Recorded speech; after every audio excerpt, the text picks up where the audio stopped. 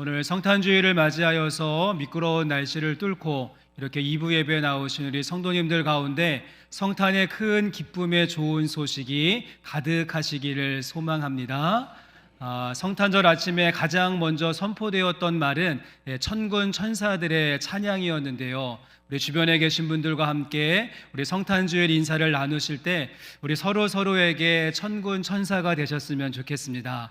우리 한 분은 하늘엔 영광, 또 다른 한 분은 땅에는 평화, 이렇게 우리 서로 화답하시면서 천군 천사가 되셔서 함께 같이 인사하실까요? 하늘엔 영광, 땅에는 평화. 아멘. 내일은 12월 25일 성탄절입니다. 내일은 오전 10시부터 우리가 성탄 축하 예배와 함께 교회 학교에서 준비한 성탄 축하 발표회 시간이 있는데 우리 온 가족들 다 함께 참석하셔서 영광과 평화로 하늘과 땅을 연결하는 귀한 예배 시간 될 수 있기를 소망합니다.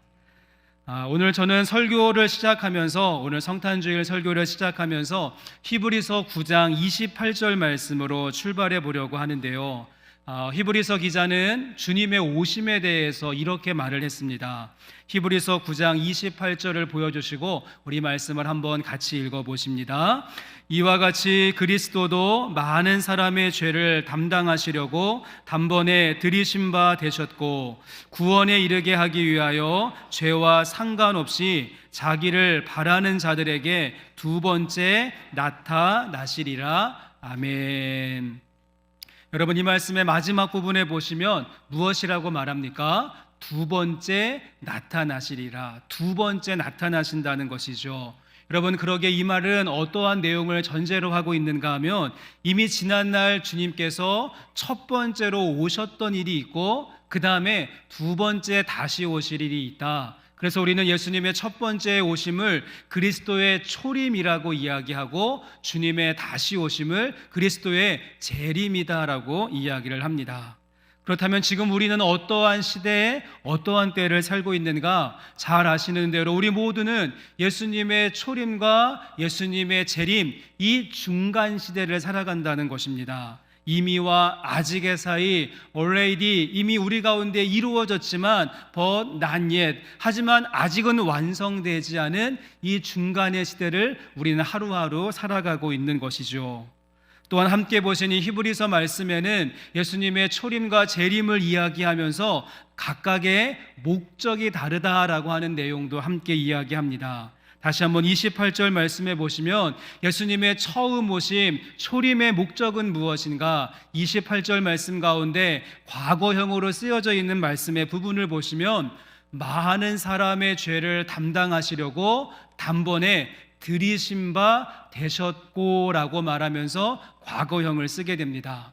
예수님께서 첫 번째 성탄절에 하늘 보좌를 버리시고 베들레헴 가운데 오셨던 이유와 목적은 무엇인가 하면 많은 사람들의 죄를 대속하시기 위하여서, 그리고 십자가에서 자신을 내어주심으로 말미암아 누구든지 언제든지 어떠한 죄가 있든지 하나님께 나아갈 수 있는 길을 여시기 위해서 첫 번째로 오셨다는 사실입니다.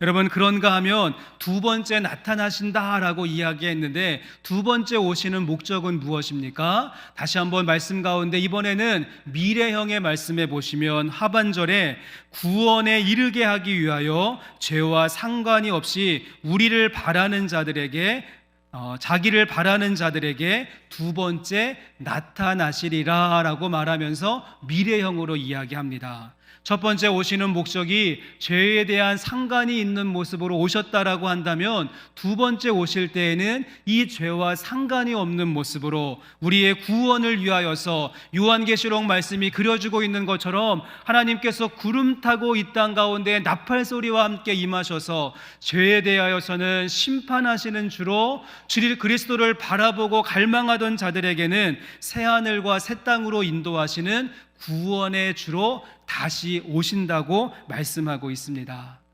우리 함께 예배하는, 오늘 성탄주일로 예배하는 제 믿음의 성도들, 제가 이렇게 길게 예수님의 초림과 예수님의 재림에 대해서 설명하고 말씀드리는 이유가 무엇이겠습니까? 우리 모두는 지금 예수님의 초림과 재림의 중간 시대를 살고 있고 이미와 아직의 사이를 살고 있으며 얼레이디와 낫옛의 이 긴장감 가운데 있기에 여러분, 성탄절이 돌아올 때마다 우리는 그 첫 번째 성탄절을 생각하면서 과거에만 빠져서 그냥 단순히 기뻐하고 즐거워하고 경배하고 예배하는 자로 머물러 있는 것이 아니라 예수님의 초림, 첫 번째 오심과 가장 긴밀하게 연결되어져 있는 예수님의 재림을 생각하며 반드시 오신다라고 말씀하셨는데, 우린 그때를 준비하며 살아가고 있는지 돌아보고 점검해 볼 수 있어야 한다는 것입니다.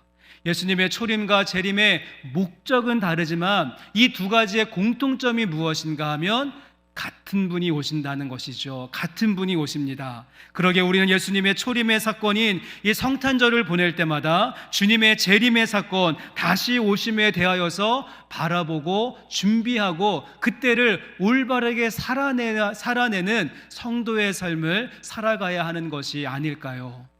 자, 이제 이러한 관점을 가지고 오늘 본문 말씀 속에 보시면 예수님께서 이 땅에 처음 초림하셨을 때에 예수님의 탄생과 관련하여서 너무도 상반되는 두 가지의 반응과 두 가지의 흐름이 있음을 보게 되어집니다. 마태복음 말씀과 누가복음 말씀은요, 예수님의 탄생에 대해서 자세하게 우리에게 기록하고 있는데, 말씀을 면밀하게 한번 살펴보시면 예수님께서 오심을 기점으로 하여서 두 가지의 부류, 그래서 한쪽에서는 소동하고 소란스러운 분위기의 한 부류가 있는가 하면 또 한쪽에는 기뻐하고 기뻐하는 사람들이 있었다는 사실입니다.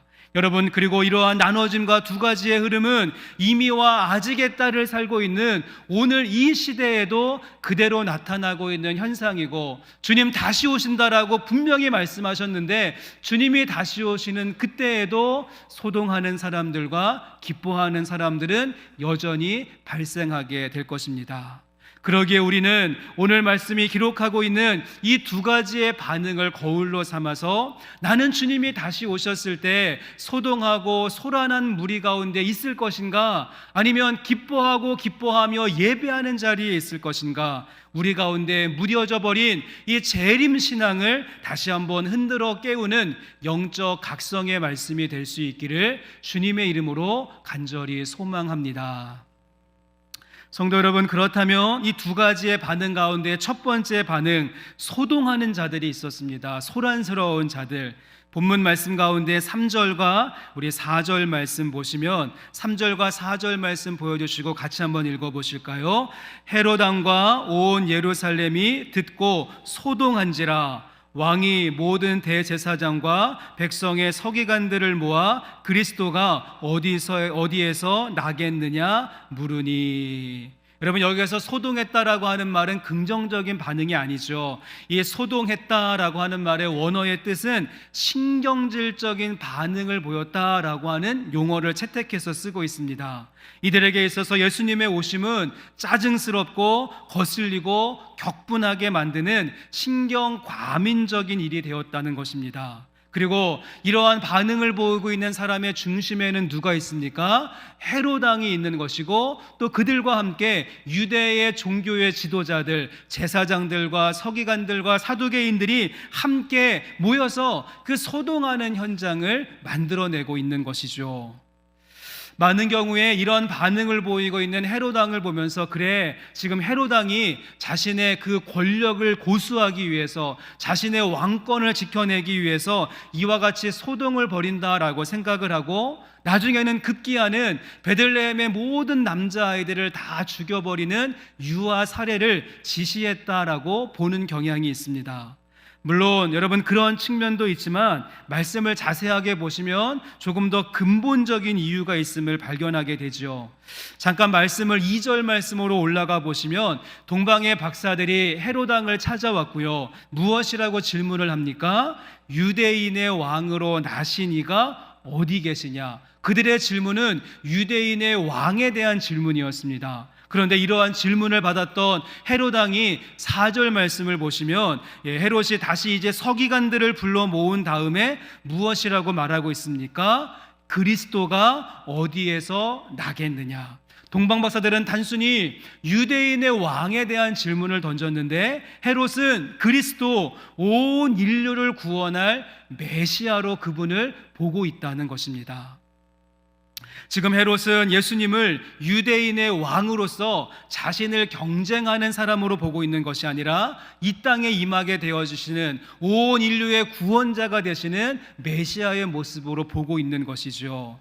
그러기에 지금 헤롯은 자신의 권력과 완권을 지키는 차원이 아니라 공중권세 잡은 악한 영의 하수인이 되고 행동대장이 되어져서 이 땅의 구원자와 메시아로 오시는 그리스도의 탄생을 막기 위하여서 철저하게 이와 같은 소동을 벌이는 일을 하고 있는 것입니다. 오늘 말씀 속에 소동은 단순히 정치적인 왕위 다툼에 벌어지는 갈등의 문제가 아니라 공중권세 잡은 악한 세력의 대리자로서 헤롯이 벌이고 있는 영적 전쟁이 된다는 점입니다. 그리고 여러분, 이러한 영적인 싸움은 2000년이 지난 지금도 여전히 계속되고 있죠. 매년마다 돌아오는 성탄절의 분위기를 한번 보시면 세상은 우리에게 말하기를 그래 너희들끼리 교회에 모여서, 그래 너희들이 그렇게 좋아하는 예수님 태어나신 날 교회에 모여서 예배하고 경배하고 기뻐하는 것은 얼마든지 세상이 허락을 합니다. 하지만 예수님께서 온 인류의 구원자가 되시고 그리스도가 되시지 못하도록 이 성탄절을 쇼핑하는 날로, 선물을 주고받는 날로, 파티를 즐기는 날로, 산타를 기다리는 날로 만들어 버렸다는 것입니다. 오늘 이 시대에는 상업주의가, 그리고 쾌락주의와 향락주의와, 그리고 세상에 있는 그 향락 문화가 지금 헤롯이 하고 있었던 그 일을 대신하고 있는 지경을 우리는 보게 되는 것입니다. 성도 여러분, 그리고 이러한 영적인 대결은 어떻겠습니까? 주님 다시 오시는 그날까지 계속해서 이어진다는 것입니다. 수많은 이단들을 통하여서 잘못된 사상과 이념들을 가지고 갈수록 편리해지고 안락해지는 기술을 도구로 삼아서 사람들로 하여금 경배하고 예배하는 자리가 아니라 그 소동하는 자리에 머물러 있을 수 있도록 사람들의 영적인 눈을 가리고 어둡게 만드는 일들이 펼쳐질 것입니다. 성도 여러분, 그러기에 우리는 마지막 때가 되면 될수록 점점 고도화되고 더욱더 전략화되고 나날이 악랄해지고 있는 이 악한 영들의 공격이 있음을 늘 생각하시면서 우리가 깨어서 올바른 분별력을 가지고 주님 다시 오시는 그날까지 우리의 신앙을 지키며 나가야 될 줄로 믿습니다. 그런가 하면 이 헤롯의 소동에 동조했었던 사람들도 있죠. 그 주변에 누가 있었습니까? 제사장들과 서기관들이 있었습니다. 그들은 그 당시에 유대의 종교의 지도자로서 누구보다도 거룩함을 추구했었던 사람들이었는데 그들의 거룩은 형식적이었고 그들은 탐욕의 종교에 빠져있는 자들이었죠. 역사가 요세푸스의 글을 참고해 보면 이런 이야기를 합니다. 이런 설명을 하는데, 이제 여러분 그 이스라엘의 역사를 한번 생각해 보시면 솔로몬이 성전을 건축을 하고요. 이 솔로몬의 성전 건축부터 시작해서 이스라엘이 멸망을 받는 바벨론 포로로 끌려가기 전까지 요 기간이 약 400년 정도가 된다고 합니다. 이 기간 동안에 그리고 이 율법에 의해서 제사장들 가운데 가장 수장인 대제사장을 임명했는데 모두 400년 동안에 18명의 대제사장이 있었다라고 합니다. 그런데 이제 그 다음에 시간이 지나서 바벨론 포로에서 돌아온 다음에 수룹바벨에 의해서 다시 한번 성전이 건축이 되었고요. 이때부터 시작하여서 지금 오늘 말씀 속에 나오고 있는 헤롯 왕이 더욱더 크게 성전을 건축하게 되어집니다. 그런데 수룹바벨 성전부터 지금 헤롯 왕의 성전까지의 기간이 420년이고요. 이 기간 동안에는 대제사장이 300명이 넘었다라고 하는 기록이 있습니다. 앞에 있는 400년 동안에는 18명에 불과했는데 뒤에 있는 400년 동안에는 300명이 넘었다. 무엇을 의미하는 것이겠습니까? 거룩함의 상징인 제사장의 자리가 그들의 수장인 대제사장의 자리가 율법에 의해서가 아니라 돈과 재물에 의해서 사고 파는 권력의 자리가 되어버리고 말았던 것이죠. 그래서 지금 자신의 유익을 위해서 헤롯 왕과 동조하고 있는 모습을 우리는 보게 된다는 것입니다. 오늘 본문 말씀에서도 모든 대제사장과 하면서 복수를 쓰고 있고, 영어 성경에도 리딩 프리스트라고 하면서 복수형을 쓰고 있는 것을 보게 되죠. 돈에 의해서, 권력에 의해서 여러분 300명씩이나 갈아치우고 있는 정부의 하수인 역할을 하고 있는 제사장 그룹을 보게 되어집니다. 헤롯 왕이 세상 권세 잡은 악한 영들의 이제 행동대장이 되어져서 가장 앞자리에 있다면, 그 당시에 유대의 종교의 지도자였던 제사장 그룹과 서기관들은 여러분 그들의 하수인이 되어져서 소동하는 자리를 벗어나지 못하고 있었다는 사실입니다. 그렇습니다. 종교가 권력의 맛을 보는 순간 예수를 파는 자리에 설 수도 있습니다. 아무리 대단하고 웅장한 건물을 가지고 있을지라도, 펄럭이고 휘날리고 화려한 연미복을 입고 있을지라도, 사람들에게 존경을 받는 직임과 그런 자리를 가지고 있을지라도 권력에 아부하며 살고 그 아래에서 떨어지는 달콤함에 취해버린다라고 한다면 예수를 파는 자리에, 소동하는 자리에, 신경질적인 반응을 보이는 자리에 설 수 있다는 사실을 우리는 보게 됩니다. 성도 여러분, 오늘 말씀을 한번 기억하시면서 이 장면을 긴장감 있게 바라보실 수 있기를 바랍니다. 이 일은 2000년이 지난 지금도 여전하고 주님 오시는, 다시 오시는 그날까지 계속해서 벌어지는 영적 전쟁임을 기억하시면서 우리 모두 영적으로 깨어서 주님이 다시 오시는 그날을 준비하되, 오늘이라고 하는 시간, 나에게 주어진 오늘이라고 하는 시간을 정성껏 바르게 살아내실 수 있는 우리 영생교회 성도님들 되어주시기를 주님의 이름으로 간절히 소망합니다.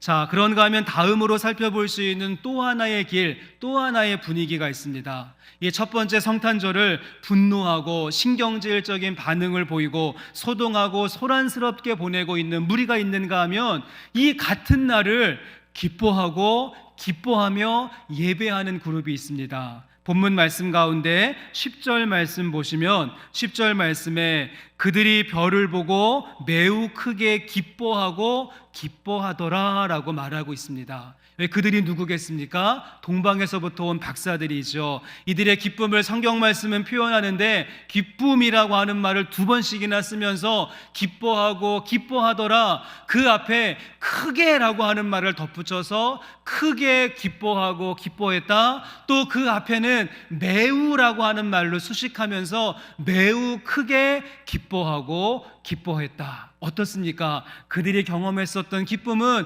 말로 표현할 수 없는, 그래서 overjoyed, great joy라고 하면서 큰 기쁨 가운데 잠겨있는 그들의 모습을 보게 됩니다. 여러분, 너무도 역설적이지 않습니까? 예수님의 탄생이 있었을 때 오버조이드한 사람들은 메시아를 기다리고 있었던 유대인들이 아니라, 율법을 연구하고 있었던 서기관들이 아니라 호기심으로 시작한 이방의 박사들이었다는 사실입니다. 여러분, 예루살렘에서부터 베들레헴까지 거리가 멀게 느껴지지만 예루살렘부터 베들레헴까지는요 8km밖에 되지 않습니다. 마음만 먹으면 한숨에 달려가서 경배하고 예배할 수 있는 그런 거리였습니다. 그런데 기쁨을 가지고 달려와서 무릎 꿇고 경배하고 예물을 드렸던 사람들은 이 8km 떨어져 있었던 예루살렘 주민들이 아니라 저 페르시아에서부터 먼 길을 떠나서 더듬더듬 그 길을 찾아왔었던 동방의 박사들이었습니다. 예수님이 이 땅에 오셨을 때 가장 기뻐했었던 사람들은 인종적으로 유대인들이 아니라 이방인이었고, 지역적으로 친숙한 예루살렘이 아니라 페르시아 출신의 낯선 사람들이었던 것이죠. 이야기를 조금 더 한번 확대시켜 보시면 누가복음 2장 13절과 14절 말씀에 천군 천사가 이렇게 선포합니다. 저희가 함께 인사를 나누었던 그런 내용인데, 우리 누가복음 2장 13절과 14절 함께 같이 한번 읽어보십니다. 호련히 수많은 천군이 그 천사와 함께 하나님을 찬송하여 이르되, 지극히 높은 곳에서는 하나님께 영광이요, 땅에서는 하나님이 기뻐하시는 사람들 중에 평화로다 하니라. 아멘. 마지막 부분에 땅에서는 하나님이 기뻐하시는 사람들 중에 평화로다. 이전에 보았던 개역 한글판 성경에는 기뻐하심을 입은 사람들 중에 평화로다라고 이야기합니다. 여러분, 그렇다면 여기에서 기뻐하심을 입은 사람들, 평화를 얻은 사람들이 누구였습니까? 여러분, 이 메시지는 천군 천사가 밤새도록 들에서 그 양을 치고 있었던 목자와 목동들에게 선포해 준 말이 되었다는 것입니다. 그 당시에 목동과 목자 괜찮은 직업이었는가? 그렇지 않다는 것입니다. 우리는 이 선한 목자, 양을 인도하는 그러한 좋은 느낌이 있어서 목자와 목동을 좋게 보는데, 여러분, 그 당시에 목동과 목자는요, 사람들이 일을 하다가 더 이상 할 일이 없을 때 마지막 선택하는 직업이 목자라고 하는 직업이었습니다.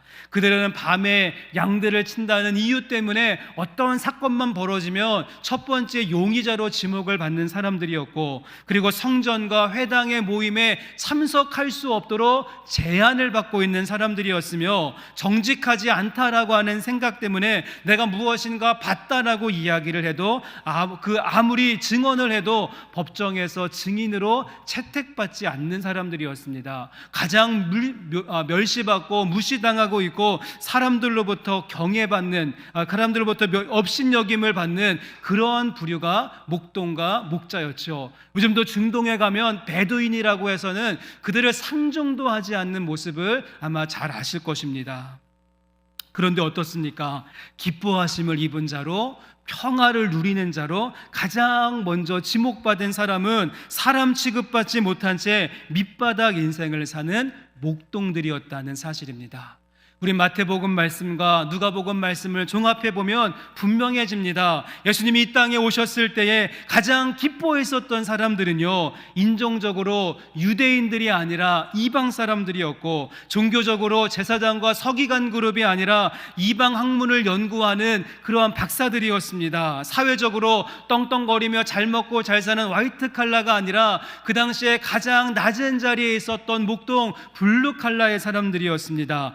적으로 정치와 종교와 문화의 중심지 그 예루살렘이 아니라 변두리와 언저리에 해당되어지는 베들레헴에 예수님께서 오신 것이죠. 이렇게 의도적으로 철저하게 흑과 백이 나누어지듯이 이렇게 두 가지의 흐름을 우리에게 보여주고 있는 교훈이 무엇이겠습니까? 주님이 오셨을 때에 왕과 지도자와 종교인들과 유대인들은 신경질적인 반응을 보이고, 반면 밑바닥 인생들, 이방인들, 박사들, 목자들, 그 변두리 사람들이 기뻐했는데, 여러분, 이 대조가 우리에게 보여주고 있는 교훈이 무엇이겠습니까? 우리가 이 땅을 살아가면서 나의 삶의 모든 중심이 나의 만족과 유익에 있고, 내가 누리고 갖고 성취하는 것에 내 삶의 목적을 두고 내 마음대로 왕노릇하고 내 마음대로의 인생을 최고로 여긴다라고 한다면, 우리는 기뻐하는 자리가 아니라 소란하는 소동의 자리에서 우리의 인생길을 걷게 될 것입니다. 하지만 우리들의 마음이 이방인과 같은 마음을 갖고, 내가 죄인 중에 괴수임을 고백하고 내가 변두리의 삶, 밑바닥의 인생을 산다라고 할지라도 그리스도가 우리의 영원한 소망이 되시고 예수님 없으면 내 인생 아무런 의미가 없습니다, 이와 같은 고백을 할 수 있는 사람들의 모습 속에는 기뻐하심을 입은 자로, 평화를 누리는 자로 우리 주님 앞에서 발견되게 될 줄로 믿습니다. 전 말씀을 준비하면서 우리 예수님께서 예루살렘에 오지 아니하시고 베들레헴에 온 것이 얼마나 기쁘고 감사한 일인지요. 예수님은 당시에 정치와 종교와 권력의 1번지인 그 예루살렘에 태어나지 않고, 그 당시에 미미하고 비천하고 무가치하게 여겨졌었던 베들레헴에서 태어나셨고, 선한 것을 기대할 수 없었던 나사렛에서 성장하신 다음에 그 가장 후미진 곳 갈릴리에서부터 하나님의 사역, 예수님의 일들을 펼쳐가셨다는 사실입니다. 예수님은 철저하게 변두리의 삶을 추구하셨고 언저리의 삶을 선택하셨으며, 사람들에게 후미진 곳에서부터 생명의 빛을 비추어 주신 것, 여러분, 그 이유가 무엇이겠습니까? 우리를 위해서 그렇게 하신 것이죠. 우리를 위해서. 그래서 세상에서 주목받지 못하는 우리를 위해서, 어떻게 본다면 변조리와 언저리에 살고 있는 우리를 향하여서 상처와 아픔을 끌어안고 어둠 속에 있는 우리에게 생명의 빛을 비추기 위해서 저 화려하고 궁전이 있고 또 성전이 있고 많은 사람들이 모여 있었던 예루살렘이 아니라, 그 당시에 선한 것을 기대할 수 없었고 작고 작다라고 폄하되어지고 있었던 그 베들레헴에 일부러 예수님은 태어나신 것이 아닐까요? 성도 여러분, 그러기에 내가 어디 출신인가, 내가 어떠한 자리에 지금 살고 있는가, 내가 어디에 뿌리를 내리고 살고 있는가, 여러분, 그것이 중요한 것이 아니라 우리가 정말 하나님께 속해 있는지, 예수님의 생명의 빛이 내 삶에 비추어지고 있는지, 내가 예수님과 동행하며 살고 있는지 우리의 삶을 돌아보고 점검해 보아야 하는 것이 아닐까요? 성도 여러분, 성탄절이 돌아올 때마다 예루살렘 컴플렉스를 벗어버리실 수 있기를 바랍니다. 우리가 중심부로 가지 않아도 괜찮습니다. 가장 높은 자리에 우뚝 서지 않아도 괜찮습니다. 예수님은 저 예루살렘, 그래서 화려한 성전이 있고 연미복을 입은 제사장들이 있고 금과 은으로 치장되어져 있는 왕궁이 있는 예루살렘에 하나님의 아들로 임하신 것이 아니라 비천하고 미미하고 무가치한 베들레헴 가운데 오셔서 우리와 함께 하기 위해서 임마누엘로 임하셨다는 사실입니다. 그러기에 여러분의 삶의 자리에서도 얼마든지 우리가 주님의 오심을 바라보며 기뻐하고 기뻐하게 될 줄로 믿습니다. 이제 말씀을 마치면서 필립 얀시가 이런 글을 조금 적어 놓았습니다. 제가 길지만 한번 읽어드리면, 필립 얀시가 예수님의 오심에 대해서 이야기할 때, 창조자가 지구상의 피조물 가운데 한 부분이 되신다는 사실을 어떻게 이해할 수 있겠습니까? 어디에도 견줄 수 없고 전혀 생소하며 유일무이한 사건이었습니다. 춥고 어두운 어느 날 밤, 베들레헴 굴곡진 언덕 위에서 영계와 물질계가 극적으로 교차되었습니다. 처음도 없고 나중도 없으신 하나님께서 시간과 공간 안으로 들어오신 것입니다. 우주를 가득히 채우고 계신 하나님께서 시골뜨기 아이가 되셨습니다. 다른 평범한 아이들과 똑같이 걷는 법과 말하기와 혼자 옷 입는 법을 배우셨습니다. 이것은 하나님이 사람의 몸을 입음으로 의도적으로 완전하지 못한 결함 속으로, 약점 속으로 들어오신 것을 의미합니다. 그의 전지하심은 당시 통용되었던 아람어 발음 하나하나를 배워야 하는 한정된 두뇌로 바뀌었고, 온 우주에 충만하신 그의 편재하심은 두 발로 걷고 때로는 나귀를 타야 하는 모습으로 바뀌었습니다. 그의 전능하심은 나무를 켤 정도의 힘은 있었지만 자기를 방어할 수 없는 나약한 상태로 변하였습니다. 한눈으로 온 우주의 별들을 바라보시던 그분이 나사렛의 좁은 오솔길을, 또 유대 광야의 바위들을, 예루살렘의 복잡한 거리를 쳐다보셔야 했습니다. 물질을 만드신 그 하나님이 물질의 형태를 취하셨고, 화가가 자기가 그린 그림 한 점이 되듯 극작가가 자기가 쓴 연극 대본의 한 등장인물이 되듯이 우리 주님은 그렇게 오셨습니다라고 그는 적어 놓았습니다.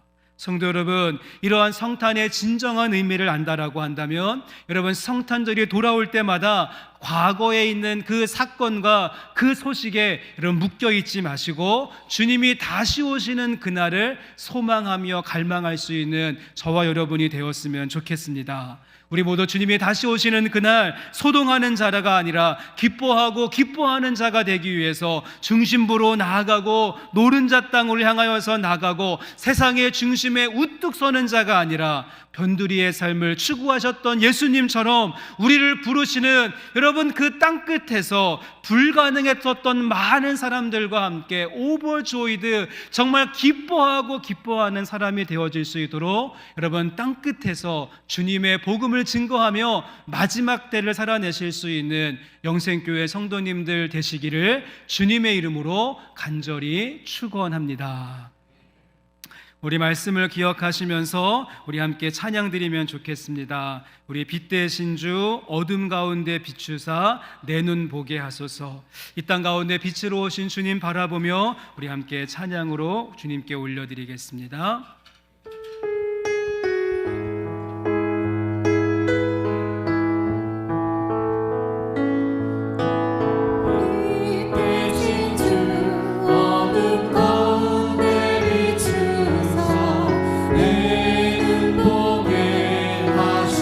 예배하는 선한 마음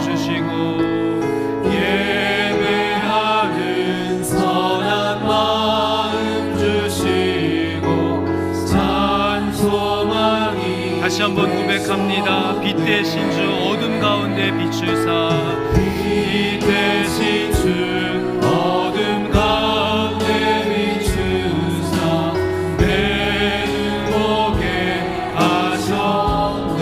예배하는 선한 마음 주사 예배하는 선한 마음 주시고 찬송하니 되셨네. 나 주를 경배하니 나 주를 경배하니 엎드려 절하며 고백해 주 나의 하나님. 나 사랑스러운 주님 존귀한 예수님 아름답고 놀라. 우리 2절로 고백합니다. 만유의 높임을 받으소서.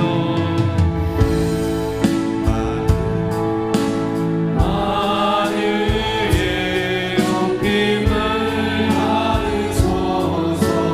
영광 중에 계신 주 겸손하게 낳고 천한 이 땅에 사랑으로 오신 주. 주를 경배하니 엎드려 절하며 고백해 주 나의 하나님. 사랑스러운 주님 존귀한 예수님 아름답고 놀라. 나 주를 경배하니 엎드려 절하며 고백해 주 나의 하나님. 사랑스러운 주님 존귀한 예수님 아름답고 놀라우신 주.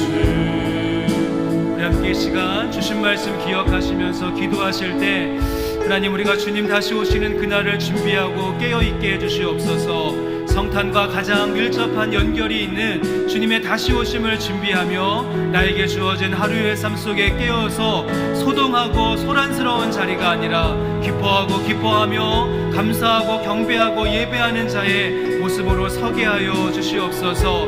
영광 중에 주님 바라보게 하시고 겸손하게 이 땅 가운데 오신 예수님 모습 닮아가며 우리도 겸손하게 주님 앞에 경배하며 예배하는 오늘 거룩한 주일이 되게 하여 주시옵소서. 이러한 기도 제목을 가지고 함께 통성으로 기도하며 나가겠습니다. 하나님 감사합니다. 우리의 삶을 인도해 주시는 하나님 아버지, 우리의 빛 대신 주님 바라보며 예배하는 자에 우리 한 사람 한 사람 세워주시고 소망 중에 주님의 뜻을 구하며 나갑니다. 우리의 모습을 불쌍히 여겨주시고 긍휼히 여겨주시옵소서. 소란이 가득한 이 땅 가운데 임하시는 주님 바라보게 해주시고 우리의 모든 삶 속에 세밀하신 손길로 충만하신 은혜로 우리의 삶을 역사하여 주시옵소서. 빛 대신 주님 바라보게 하시고 소망 중에 나아가게 하여 주시옵소서. 하나님 감사합니다. 오늘 주신 말씀과 같이 우리가 예수님의 탄생과 성탄을 바라보며 주님의 다시 오심을 준비하는 자들 되게 하여 주시옵소서. 우리의 모습이 소란하고 소동스러운 자리에 있는 것이 아니라 우리의 마음의 옷깃을 다시 한번 여미며 겸손하게 진실하게 주님 다시 오시는 그날까지 깨어있는 주의 백성들 되게 하여 주시옵소서. 성탄의 기쁨과 감격이 우리의 마음을 새롭게 하게 하시고 그 주어진 은혜를 가지고 남아있는 한 주간의 삶도 넉넉하게 풍성하게 기쁨과 감사함으로 감당하게 하여 주옵소서. 거룩하신 예수님의 이름으로 감사하며 기도합니다.